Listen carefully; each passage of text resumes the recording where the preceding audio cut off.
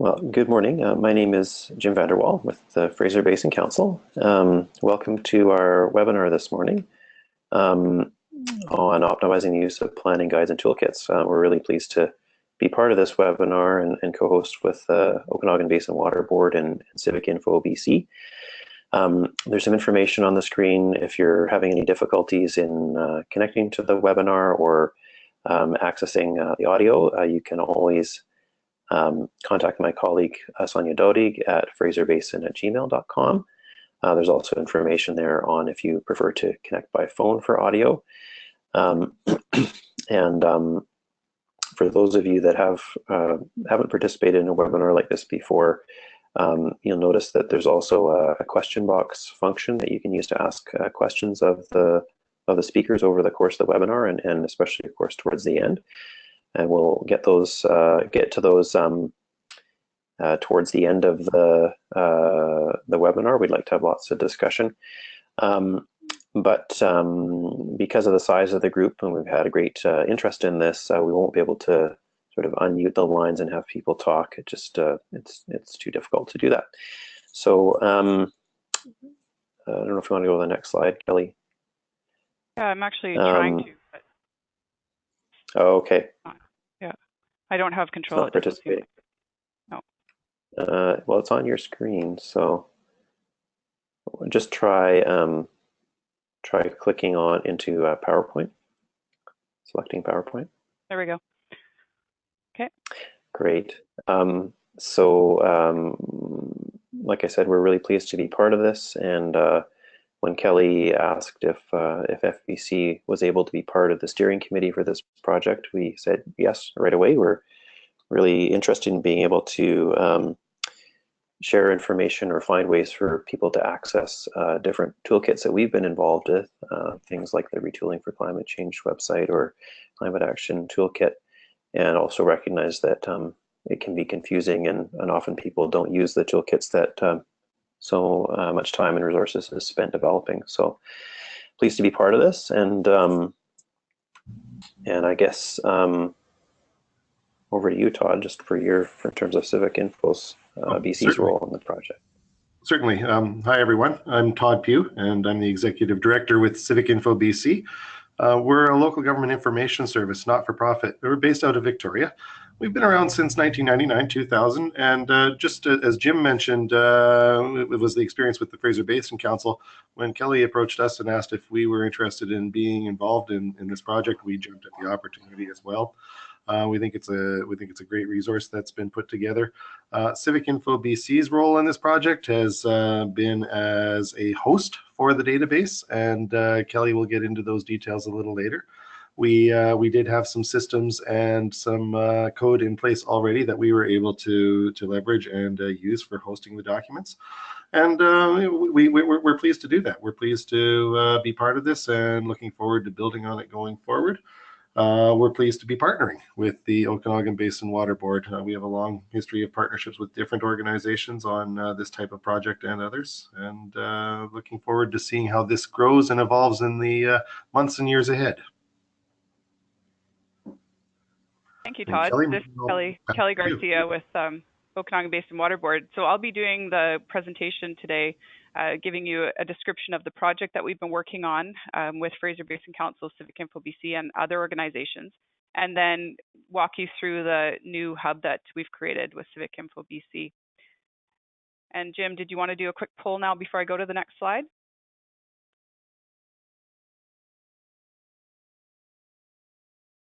Yeah, that's a good idea. So why don't we just see who we have here who's participating today? Yeah, throughout the presentation, we'll be doing a few polls and asking you some questions as we're moving through the presentation.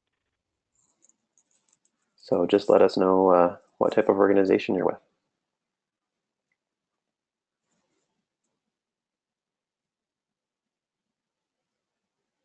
Okay, we'll close the poll and share the results with you. So I can't remember if you can see this as a speaker, Kelly, or not, but we've got 47% of people are with a local government or First Nation, about equally split, 19% with provincial or federal government, 19% with business or consulting, 13% with non-government, and 2% with academic. Oh, excellent. Great. Okay, so I'll move forward with my presentation now. First, just a quick overview about the Okanagan Basin Water Board. I noticed from their participation list that we have a lot of people on the webinar from outside of the Okanagan Valley. So just wanted to introduce you to our organization if you haven't heard of us. So the OBWB was initiated in about 1970 as a valley-wide partnership to work on issues that span the Okanagan Valley. And the board of directors is a collaboration of the 3 regional districts, North, Central, and Okanagan-Similkameen regional districts. We also have a representative from the Okanagan Nation Alliance, the Water Supply Association of BC, and the Okanagan Water Stewardship Council. The council is a technical advisory body to the board that provides independent science-based advice on water issues. So our programs at the OBWB are supported through tax assessments on lands within the Okanagan watershed. So the motivation for the project. Many great toolkits and guides are available, and these guides contain best practices and legal approaches to help communities adapt to climate change, support conservation, and practice sustainable development. And more are being written as we speak. So the OBWB is one group who has written guides over the years, and we suspected that the resources we created were not being used to their full potential. We had some ideas as to why this was, but we were really interested in investigating that further and figuring out why. What are the barriers to the use of all these resources we've worked so hard to put together? So we received a grant from the BC Ministry of Municipal Affairs and Housing to embark on a project to inventory what guides and toolkits are out there, investigate the uptake of these resources, and then learn more about barriers and gather ideas for solutions to address those barriers. And then after all that sort of investigative work, provide some support activities to increase use, help increase use. So when I started looking at what is available out there, I found many resources, and some of these you might recognize. So I kept looking. You get my drift. You know, there are many documents that so many groups have worked hard on preparing. You get the point. And I just kept finding more and more as I continued my research into what was available. The other thing I noticed is that there are many organizations that host or provide links to these toolkits and guides. Here, in no particular order, here are some of the organizations that I discovered produce these guides and then are hosting them on their various websites. So the first thing I did is I brought together a group of, a working group, so of project advisors to help me with this. They included people from some of the groups you just saw on the previous slide, and then some local government planners.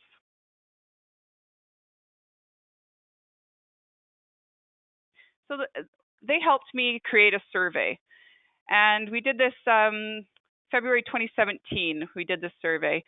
And we distributed it through the email and social media networks of those organizations that were on the working group. Plus, I also distributed it to some regional districts, local governments, and also consulting agencies that provide planning services to local governments.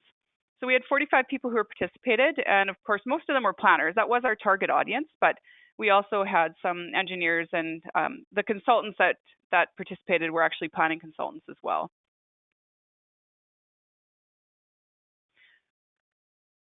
So the first question we asked was, what planning toolkits and guides do you use? And we just gave a list of some of the ones we thought would be the most popular, or the most heard of, or the most useful. And we asked people, do you use it often, once in a while, heard of it but never use it, and never heard of it? So the green bars are heard of it but never use it, or never heard of it. So you can see that most of the people hadn't, the toolkits were not well known or well used, which is what we suspected. We also had an open-ended question to this that said, do you use any other toolkits or guides not listed above? And we got some good feedback there as well, and that helped us find documents that we maybe we weren't aware of either. So Jim just wanted to ask a quick question through the poll at this point. Okay, so we'll just ask a similar question to you. Actually, it's for the next, I think it's for the next question, Kelly. So why don't we just hold off? Sure, sorry about that. Unless you want to do it before. So, no, this is when we'll ask the question. Sorry, got confused there. So the next question we asked, this was a very short survey. It was only about 4 questions, I think. But the next question we asked was, okay, so if you know of the toolkits, why don't you use them? What obstacles prevent use? And here were the results. So basically, a lack of time and resources to consider the information in the toolkits was the most significant that came out. The next was a lack of outreach and support after toolkits are released. That was considered the second most significant obstacle.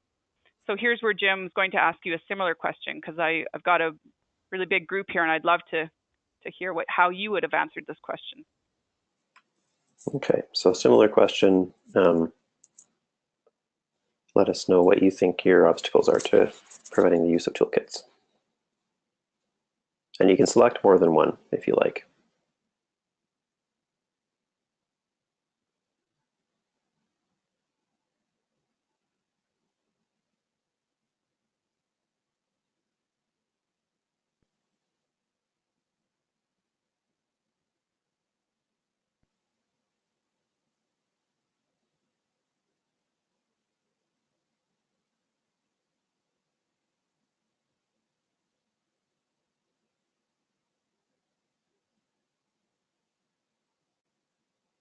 Okay, so it looks like most people have finished voting, so we'll just close that and share the results. And sorry, I'm not sure why it's not showing for you, Kelly, but I'll read out the results. So the top choice was too much information, too many documents, at 66%. Next was at 60% unaware of what toolkits are available. After that, lack of time and resources at 53%. 23% lack of outreach and support after tools are released, and 16% has difficulty applying in real-world situations. Interesting. Okay. So a little bit different from what you saw, but not too much. Okay, then the next question. Oh, I should just also say we had an open-ended question with that previous one that said, what other obstacles other than those listed above are limiting your use of planning toolkits and guides? And we received a lot of kind of open-ended responses to that too, which was really interesting and helped guide our research. So what would help increase use of toolkits? And we gave a few options, and we found that you can see at the bottom there, an online information hub that provides access to all toolkits and guides, the one-stop shop, really came out on top. The other ones sort of tied, webinars, workshops, and a guide to the guides handout tied. There wasn't really a second best solution that came out. So we chose to focus on that information hub for this project. And go ahead, Jim. Sure. So we'll launch a similar poll. We're not going to ask you about the information hub because that already exists, but on some of the other options. So let us know what you think would be helpful in increasing the use of toolkits. And again, you can select more than one if you would like.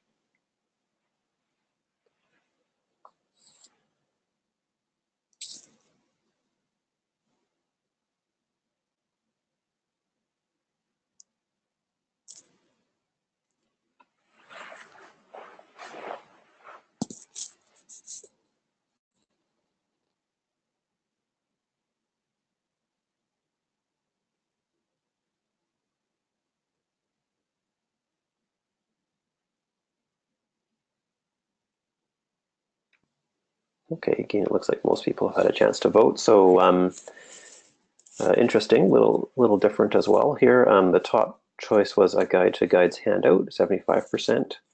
Next after that was webinars at 61%. 42% annual email reminder of what's available. In-person workshops at 37% and case studies at 31%. Interesting, great. Good. Okay, so we chose, like I said, to focus on this online hub.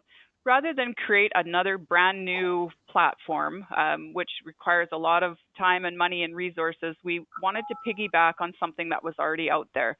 And so we identified CivicInfo BC as a really good local government platform that we could possibly just add to, right? And it has, that platform is pretty well known with local governments. It provides information about grant opportunities, employment opportunities, etc. So got a hold of Todd and started that partnership. The other thing that I did is I hired 2 planners to help me write descriptions and assign search criteria to each toolkit and guidebook, and you'll see that when we get into the online hub. But they were really crucial in helping me figure out the best way to present the information that we've included in the database. So let's take a look at the hub.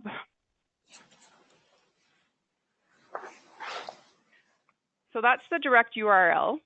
You can also get to it under Research Tools and Planning Guides. So again, here's the grants database that many of you might be familiar with. And we've just added the Planning Guides database under here as well. So basically, you come up to this search function. The search function is the key component of this database, and that's why it's front and center at the top here.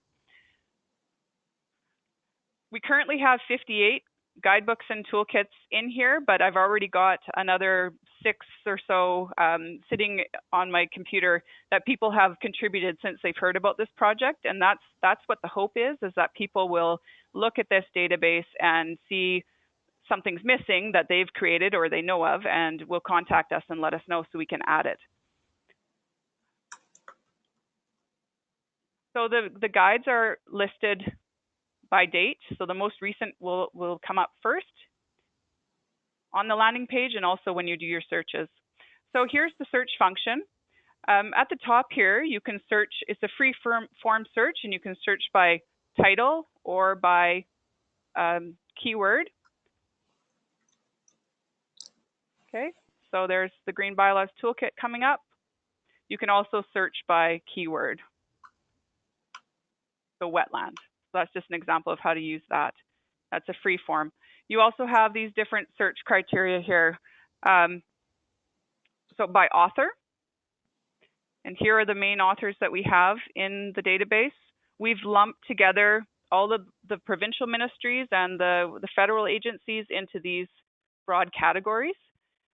We're trying to find the balance between having enough criteria that you are able to find what you're interested in, but not too much that it just becomes, it kind of defeats the purpose. So there are the authors. You can also search by year.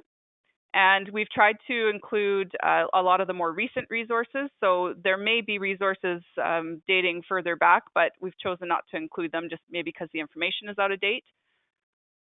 You can search by subject area.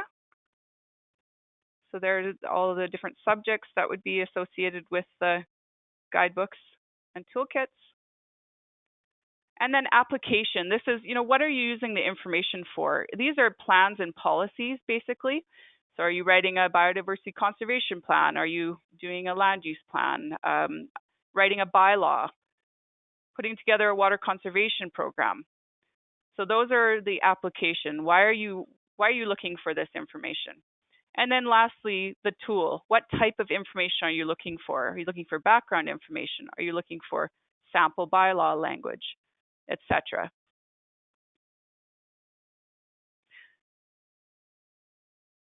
So I'll just show you a quick search. So you can either use these individually or you can do searches together. So you're working on a development permit area, for example, and the purpose of that permit area is to protect shorelines, for example. Okay, so you've come up with these 4 records that match those 2 search criteria. So now I'll just take you a step further into the database. So for each document, we've included a summary at the top that talks about what it is and why it's useful. And then here again are your search criteria that link back to that function I just showed you. Of course, the Green Bylaws Toolkit, it's a very broad document, and it hits many topics, and that's why it has so many search criteria associated with it. Of course, not every document is going to have this. Some will just have a few listed here if it's more of a narrow focus. Okay, so for each toolkit and guide, we've also included a link to the PDF. So there's your PDF of Green Bylaws Toolkit, and then a link to the web page that it's hosted on. So that's included for each document where it's available.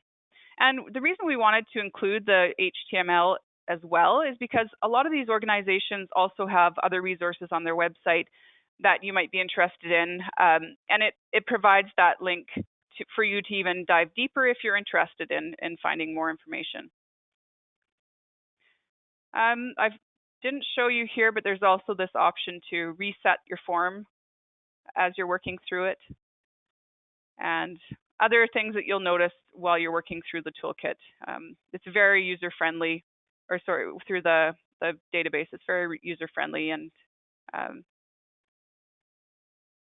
you go. So that was all I was going to show you there. I'll go back to my presentation now. So of course we recognize that just by creating an online hub, like, it's an excellent start because we have brought all of those resources together, but we recognize that this won't necessarily be increasing their use. We need a multifaceted outreach and support strategy.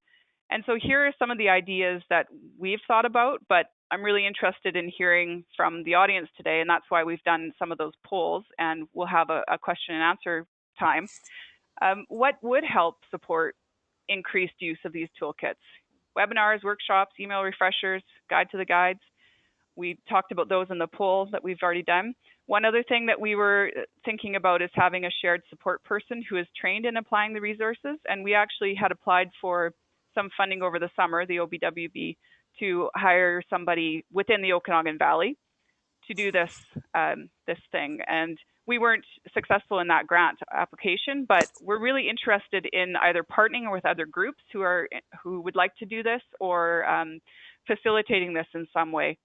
And then, of course, we need to continue the partnerships between the groups that are preparing these resources. That working group that I showed you at the beginning of the presentation, continue the dialogue between these different people so that we aren't duplicating our efforts, in a sense, and we're making sure that this database is maintained and relevant.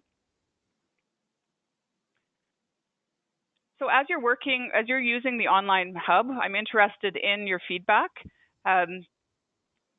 So my contact information will be at the end of this presentation, but the only way we can find if there are any glitches or how we can improve it is to hear from the users. So very interested in hearing from you. And of course, if you have any other resources that should be added, channel them through me, and I'll make sure that they get descriptions and search criteria assigned to them and get posted on that database. And then what support activities would help you use the resources more? We've talked about barriers today. So what are the solutions to those barriers, and how can we increase the use of these really valuable resources that have been created by all these different groups? So I just wanted to wrap up by saying thank you very much for Fraser Basin Council for hosting this webinar, and of course the CivicInfo BC for building and hosting the database. We have a memorandum of understanding with CivicInfo BC now between OBWB and them, and that's for the long-term maintenance and partnership of this database. I'd really also like to thank those people that I listed on the first slide for their guidance in this project, and of course the funder.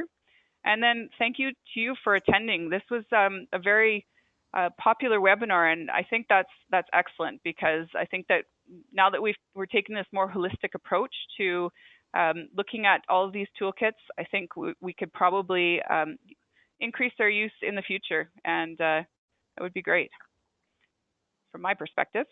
So thank you very much. And there's my contact information. That's great, Kelly. I wonder if it might be helpful to, if you wanted to put the slide up that had the questions, since now we're kind of open for any questions that people have or suggestions or feedback. And I can sort of, I can moderate some of those and read those out as they come in. Mm-hmm. That makes sense.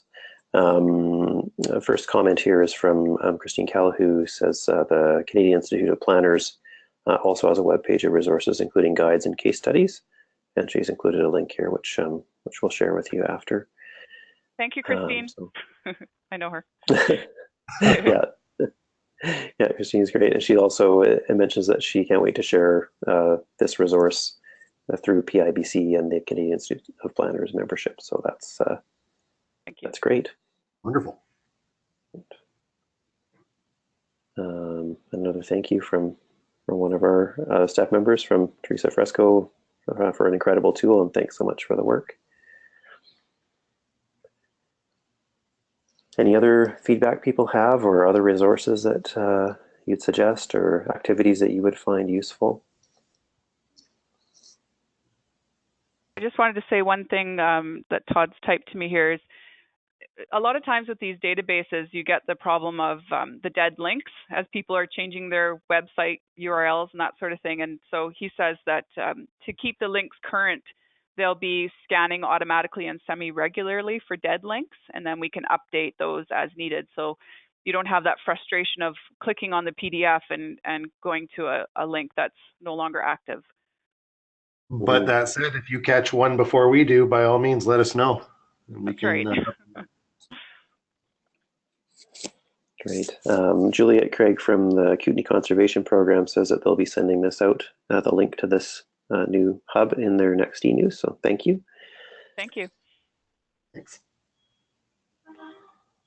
I wonder, I mean, one specific question I had is, well, sorry, someone's asking if the webinar is being recorded, and yes, it is being recorded. So it'll be available, I think it'll be on the OBWB YouTube channel, on the Fraser Basin YouTube channel, and I think CivicInfo will also have it posted as well. So, and if you would like the PowerPoint, it's also available just as a handout. You should be able to download it right from the little control panel that's floating on your screen as well.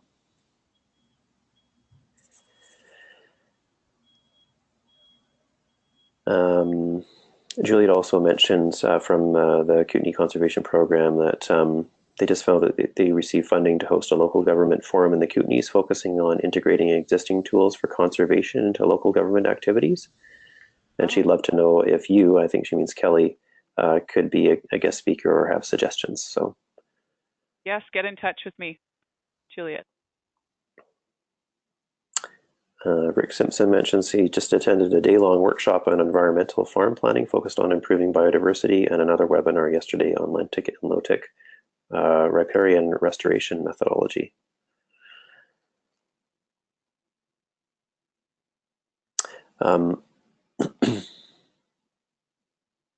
Another thank you here from another participant. Another question I think I was thinking of when I noticed that webinars of one area of follow-up that people are interested in. If there were future webinars, I don't know if people could type in topics that they might be interested in hearing about that relate to this area or relate to the kind of tools that are in the hub. That might also be useful feedback. Mm-hmm.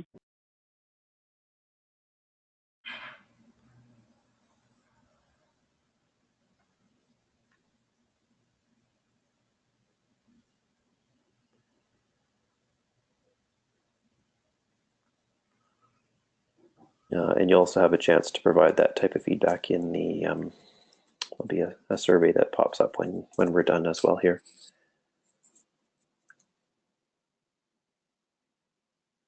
And someone's asking about the contact person for the planned Kootenay planning event.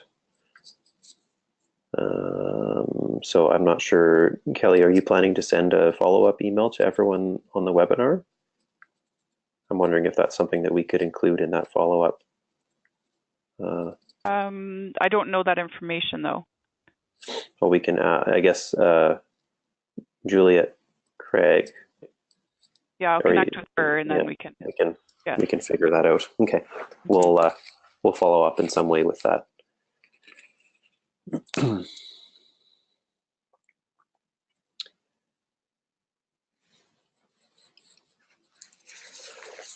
Okay, one suggestion for a future topic is application of tools, how to use tools and under what circumstances, picking the right tool for the job. Mm-hmm. Okay.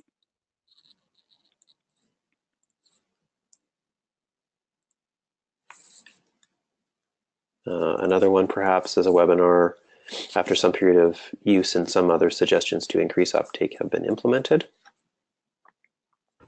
Okay.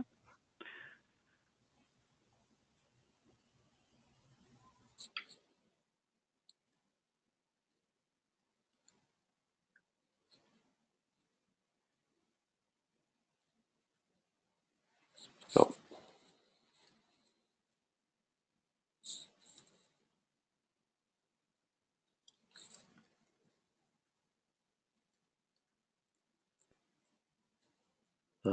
monitoring of stream levels and glacial cover changes. Another suggestion.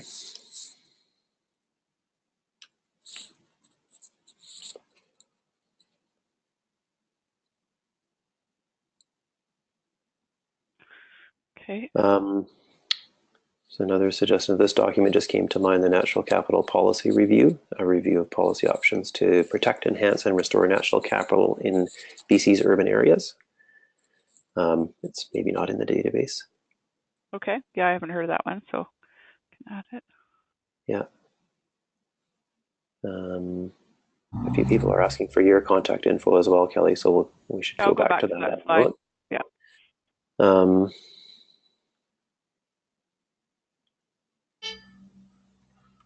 And I'll also just post here in the chat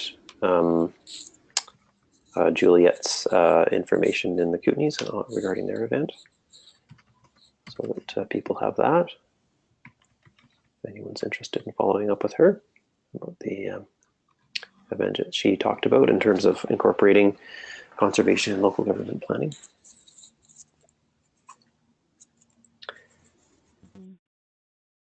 Well, I don't see any other questions at the moment or suggestions.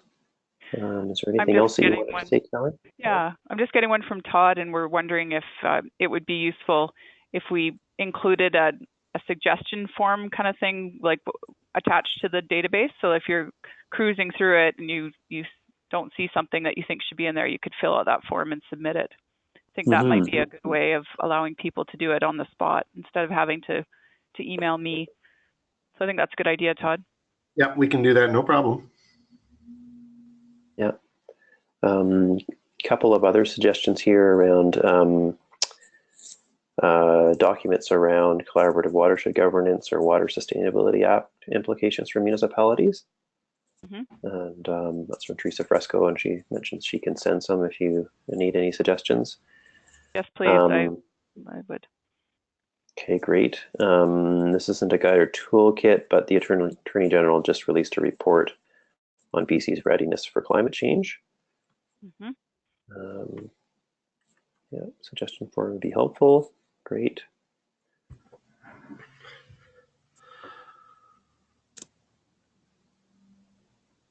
One other feature we can build into this going forward, we can build in an automatic email notification for people if they are interested in receiving a notice in their inbox when a new resource is posted that meets certain criteria, specific criteria. It would just be an automatic way to stay on top of what's being added.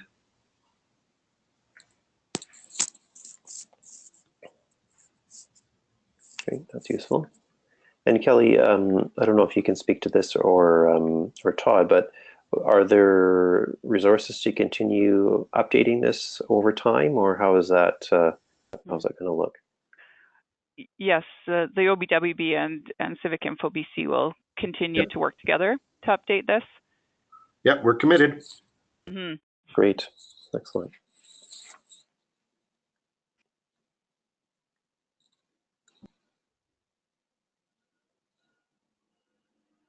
Okay, well, I don't see any other questions or suggestions coming in at the moment. If there's anything else that you wanted to cover before. That's everything from me, short and sweet, yeah.